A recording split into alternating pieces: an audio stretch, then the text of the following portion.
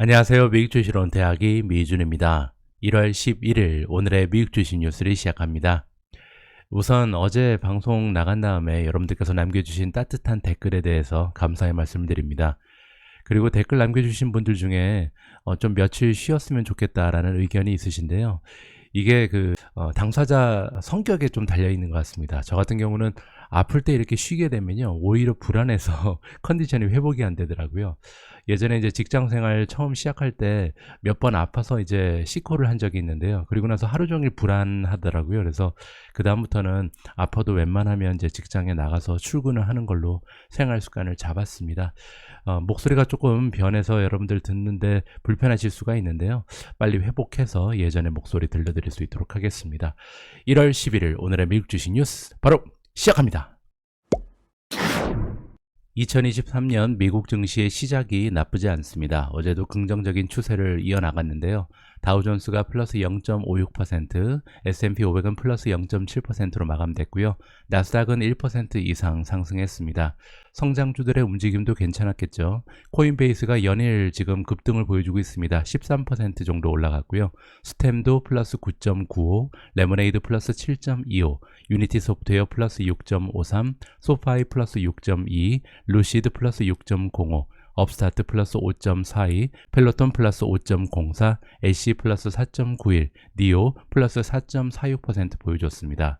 자, 그리고 메가테크 기업들도 괜찮았는데요. 넷플릭스가 3.92% 올라갔고요. 아마존이 플러스 2.82, 메타 플랫폼즈 플러스 2.72, 엔비디아 플러스 1.80, 마이크로소프트 플러스 0.76, 구글 플러스 0.50, 애플 0.45% 상승했습니다.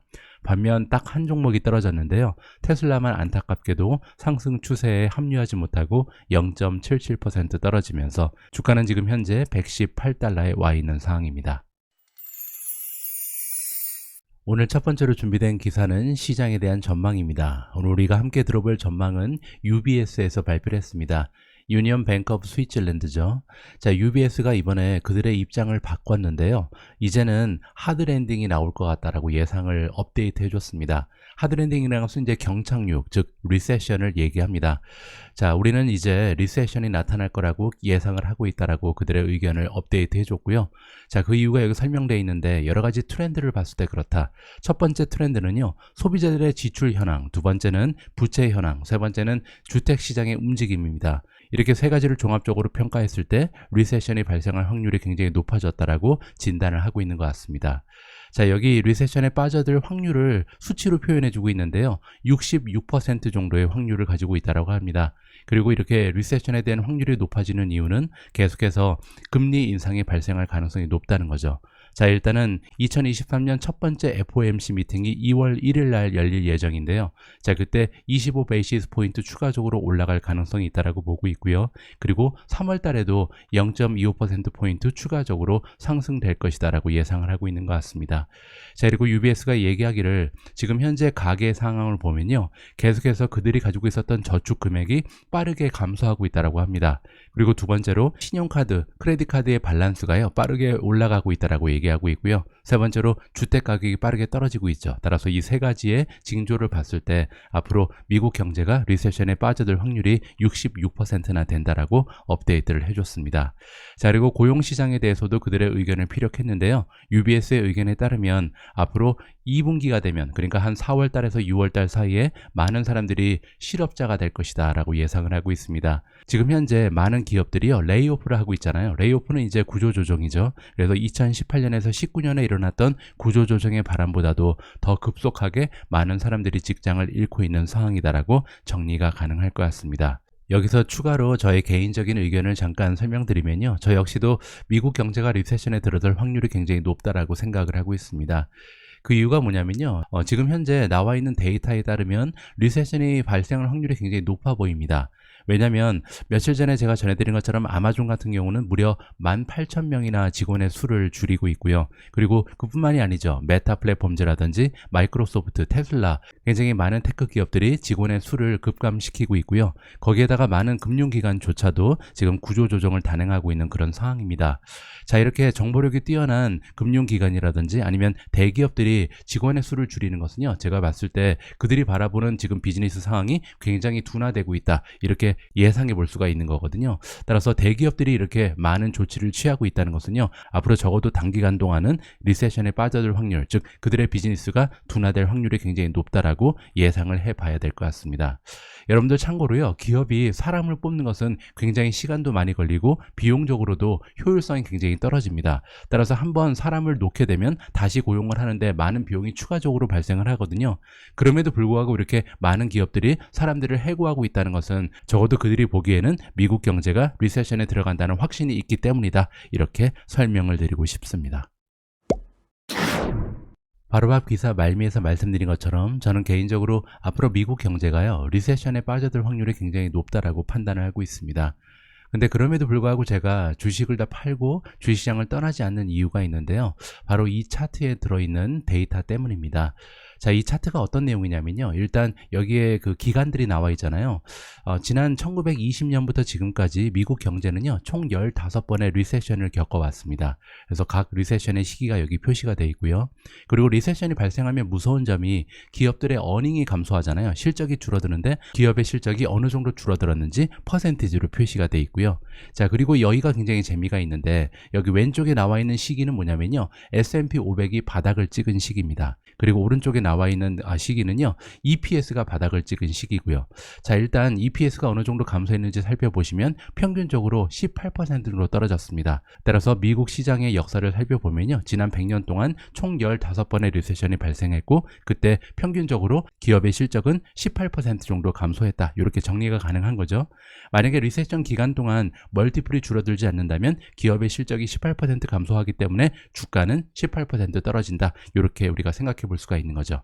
자, 그런데 굉장히 재밌는 부분은 뭐냐면요, 여기에 S&P 500이 바닥을 찍은 시기, 그리고 EPS가 바닥을 찍은 시기가 비교가 되어 있는데요, 항상 S&P 500의 주가는요, EPS가 바닥을 찍기 전에 이미 바닥을 찍었습니다. 물론 앞서 나간다는 거죠. 그래서 우리가 보통 주식시장은 선행한다라고 얘기하잖아요. 그리고 그 선행 시기가 어느 정도 되는지 평균을 내보니까 무려 8개월이나 됩니다.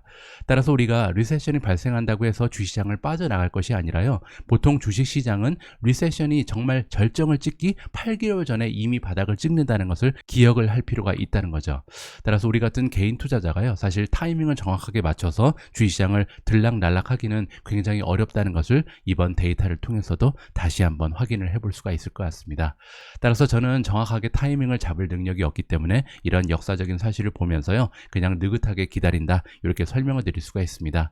물론 저 같은 경우는 지금 당장 주식시장이 훨씬 더 많이 떨어질 가능성을 염두에 두고 있기 때문에 항상 현금을 두둑하게 들고 있다, 이 부분도 여러분께 공유를 해드리고 싶습니다.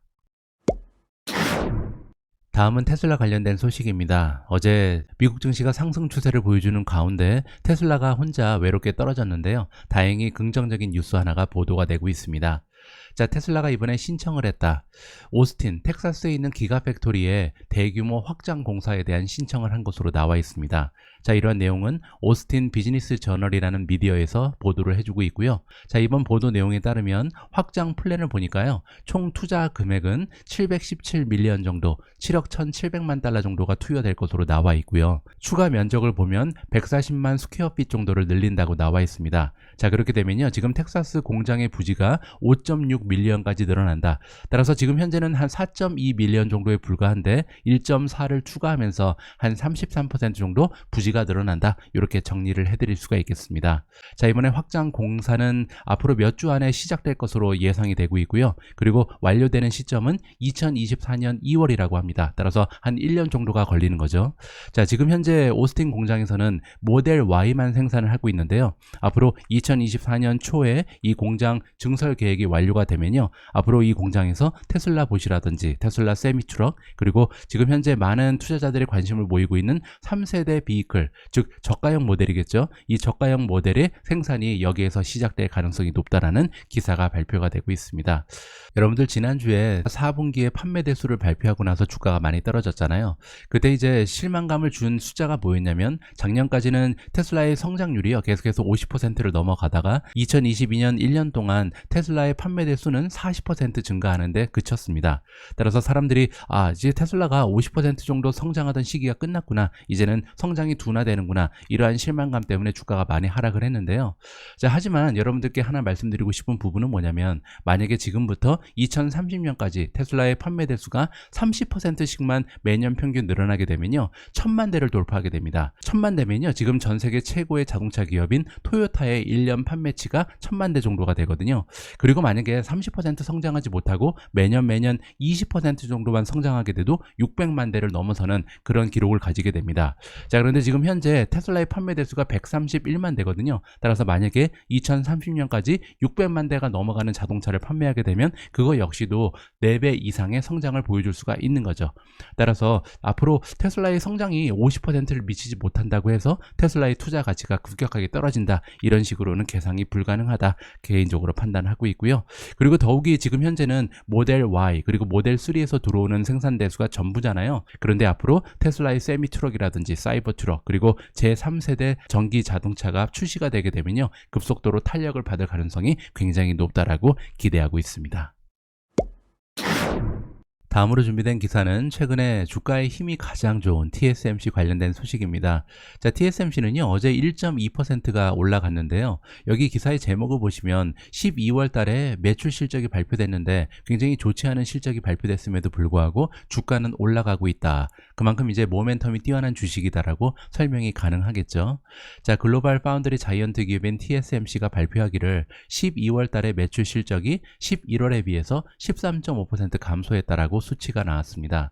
자, 이번에 매출 실적은요, 일단 대만 달러로 하면 192.56 빌리언 정도가 되고요. 미국 달러로 환전하면요, 6.32 빌리언 정도가 됩니다. 자, 그렇게 되면 11월 달에 매출 실적에 비해서는 13.5%가 떨어지게 됩니다. 하지만 작년과 비교하면요, 아직까지는 23.9%라는 놀라운 실적을 발표하고 있고요. 자, 이번에 1월부터 12월까지 2022년 1년의 매출을 정리해 보니까요, 무려 42.6% 정도 전년 대비 성장하고 있다라고 말씀드릴 수가 있겠습니다. 지금 현재 반도체 섹터는요, 혹독한 겨울을 보내고 있다라는 얘기가 나오고 있습니다. 그만큼 이제 깊숙한 조정에 들어가 있는 것이 반도체 산업인데요. 그 와중에서도 파운드리 기업인 TSMC는 42.6%나 전년 대비 혼자 성장하고 있는 굉장한 모습을 보여주고 있습니다. 자, 그것뿐만 아니죠. 지금 TSMC 같은 경우는요, 새로운 공장을 여기저기에 증설하고 있습니다. 일본에도 짓고 있죠. 호주에도 발표가 난 바가 있고요. 그리고 가장 커다란 부분은 미국의 아리조나입니다. 미국 아리조나 같은 경우는요, 앞으로 2개의 공장이 추가적으로 들어설 계획에 있는데 2년 내에 모두 완공이 된다고 합니다. 그리고 이제 거기에서 발생할 것으로 예상되는 매출이 무려 10 빌리언 정도가 되거든요. 자, 그런데 지금 2022년 TSMC가 만들어낸 전체 연 매출이 75 빌리언이 되지 않습니다. 그 얘기는 뭐냐면요, 앞으로 아리조나에서 2개의 공장이 추가적으로 만들어지게 되면요, 거기에서 들어오는 매출이 지금 현재 매출의 13% 정도에 이르게 되는 겁니다. 따라서 지금 아리조나 공장에서만 13% 이상의 추가적인 매출이 예상되는 것이 TSMC의 상황이다. 따라서 앞으로도 좋은 추세의 성장을 지켜낼 가능성이 굉장히 높다, 이렇게 정리를 해드리겠습니다. 다음으로 준비된 기사는 마이크로소프트 관련된 소식이고요. 최근에 큰 화제를 몰고 있는 마이크로소프트와 챗GPT의 파트너십에 관련된 업데이트 소식입니다. 자, 이번에 기사의 제목을 보시면 마이크로소프트가 챗GPT의 개발 기업인 오픈AI에 무려 100억 달러를 추가적으로 투자할 것이다 라는 기사가 발표되고 있는데요. 자, 이번에 마이크로소프트의 오픈AI 100억 달러 투자에 관련해서요, 조금 자세한 내용을 살펴봤는데요. 자, 일단 마이크로소프트는요, 오픈AI가 앞으로 만들어내는 순이익의 75%를 가져갈 수 있게끔 계약이 체결된다고 합니다. 자, 그리고 만약에 100억 달러가 모두 회수되고 나면요, 손익분기점이 완료가 되고 나면 그때부터는 49%의 순이익이 마이크로소프트에 지급된다. 따라서 마이크로소프트에 굉장히 유리한 조건이 성립이 된다라고 판단이 가능한 거고요. 자, 최근 들어서 제가 챗GPT 관련해서 계속해서 업데이트를 여러분들과 하는 이유가 뭐냐면요, 일단 저는 마이크로소프트의 주주 입장에서 앞으로 마이크로소프트의 성장이 가속화될 수 있는 하나의 잠재력이 있는 비즈니스 모델이 오픈AI가 제공하는 챗GPT다, 이렇게 기대감을 가지고 있는 거고요. 자, 두 번째로 저는 또 구글의 주주기도 하잖아요. 근데 제가 생각했을 때 현재 구글이 가지고 있는 가장 커다란 비즈니스가 바로 검색인데 이 검색 쪽에 오픈 AI의 챗 GPT가 적지 않은 위협이 될 수도 있다라고 생각을 합니다. 자, 그 단편적인 이유가 뭐냐면요. 오픈 AI가 제공하고 있는 챗 GPT는 자연어 모델의 인공지능을 이용하잖아요. 자, 그런데 자연어 모델의 인공지능 검색 비용이요. 구글의 검색 서비스에 비해서 비용이 7배나 높다라고 합니다. 따라서 만약에 챗 GPT 때문에 구글의 검색 비즈니스가 약간 감소하게 되면요. 그렇게 되면 구글이 지금 개발하고 있는 자연어 모델 인공지능을 활성화시킬 수밖에 없습니다. 우리가 보통 람다라고 부르는 비즈니스 모델인데요. 만약에 이 람다가 활성화된다면 구글 검색에 들어가는 비용이 지금에 비해서 현저하게 올라갈 가능성이 높겠죠. 그렇게 되면 구글의 마진에 적지 않은 타격이 발생할 수도 있다. 이렇게 부정적으로 우리가 해석을 해볼 수도 있습니다. 따라서 앞으로 챗 GPT의 기능이 어느 정도 향상되고 정말로 구글 검색의 위협적인 존재가 될 수 있을지 이 부분을 계속해서 우리가 지켜볼 필요가 있을 것 같습니다. 어제 시장에서는 제가 최근에 투자를 시작한 스템이라는 성장 주식이 10% 가까이 급등을 했는데요. 자, 그럴 만한 호재 하나가 있었습니다. 자, 모간 스탠리에서 이번에 2개의 종목에 대한 평가를 업그레이드 해줬다라고 나와 있죠. 첫 번째 주식은 블룸에너지고요. 두 번째는 스템입니다. 원래는 보유 의견을 주고 있었는데 이번에 매수 의견으로 상향 조정했고요. 두 종목의 목표 주가를 보시면 일단 블룸에너지는 35달러 그리고 스템은 15달러를 받고 있습니다. 자, 그리고 그 이유가 여기 설명되어 있는데요. 이제 2023년부터 인플레이션 감축 법안이 이제 효력을 발휘하잖아요. 자, 그리고 두 번째로 최근에 이제 배터리 스토리지 쪽에 서플라이 체인이 완화되고 있다라고 얘기를 하고 있습니다. 따라서 이러한 두 가지의 효제 때문에 2023년 두 기업의 수익성이 향상되면서 적자에서 흑자로 전환할 가능성이 높다라고 평가를 받고 있습니다. 자, 스템 같은 경우는요, 제가 들어가서 지금 시장의 전망을 좀 살펴보니까 지금 시장의 평균적인 전망은요, 2025년 정도가 돼야 스템이 적자에서 흑자로 전환할 것이다. 이러한 전망이 나오고 있거든요. 따라서 지금 모간 스탠리가 내놓은 전망은 시장의 평균적인 전망에 비해서 한 2년 정도 빠른 것이다. 이렇게 평가가 가능하겠죠. 자, 현재 굉장히 많이 디스카운트가 됐다. 따라서 밸류에이션이 굉장히 낮게 떨어진 종목이 이 두 종목이라고 얘기를 하고 있습니다. 하지만 두 종목 모두 앞으로 몇 년에 걸쳐서 장기적인 성장을 지속적으로 보여줄 가능성이 있고 마진 역시도 계속해서 향상될 것이다라는 것이 모간 스탠리의 의견이고요. 더욱이 2023년부터 시작되는 인플레이션 감축 법안 때문에 이 두 종목이 탄력을 받을 것이다라는 것이 모간 스탠리의 의견이다. 이렇게 정리를 해드릴 수가 있겠습니다. 다음 기사에는 팔란티어 그리고 클라우드플레어가 등장합니다. 두 종목 모두 제가 가지고 있는 성장주인데요. 이 두 기업이 이번에 파트너십을 결성했다는 반가운 소식입니다. 자, 두 기업의 파트너십이 결성된 이유는요. 클라우드 쪽에 비용을 옵티마이제이션 해주겠다, 최적화시키겠다 이렇게 지금 나와 있는데요. 무슨 얘기인지 한번 그 줄거리만 보도록 하겠습니다. 자, 이번 파트너십은요. 조직들을 도와준다, 다른 기업들을 도와준다는 거죠. 그래서 고객사들을 도와줘서 그들이 굉장히 빠르게 비용을 절감할 수 있게끔 도와줄 것이다 라고 얘기하고 있고요. 어디에서 발생하는 비용이냐면 최근 들어서 이제 많은 기업들이 클라우드 쪽으로 옮겨가고 있잖아요. 그래서 클라우드 쪽에 사용하는 비용이 굉장히 많을 텐데 이러한 비용을 절감할 수 있게끔 도와주는 역할을 앞으로 클라우드플레어와 팔란티어가 하게 될 것이다. 이렇게 이해가 가능합니다.